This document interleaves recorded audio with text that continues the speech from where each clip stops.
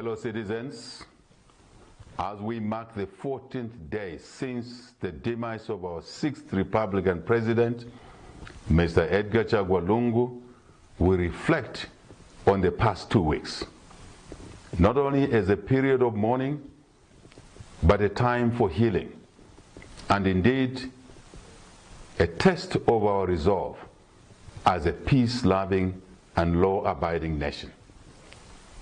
We wish to begin by expressing our gratitude to the Church, our traditional leaders, and the citizenry for their moral and spiritual guidance during this difficult time.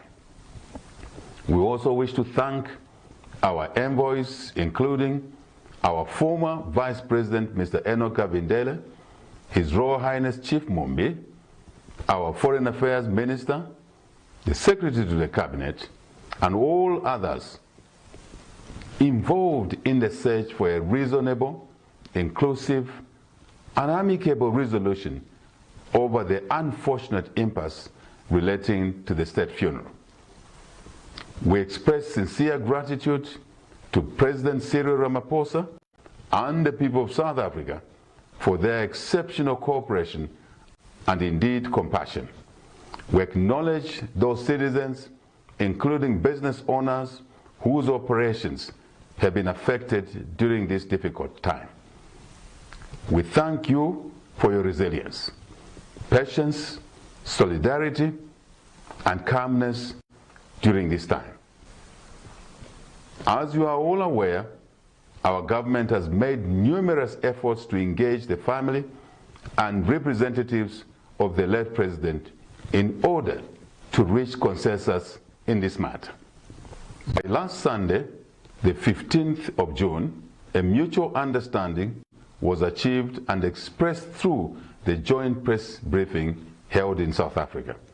This breakthrough brought relief to the nation, and we were prepared to receive the remains of the late 6th Republican President on Wednesday, 18th of June.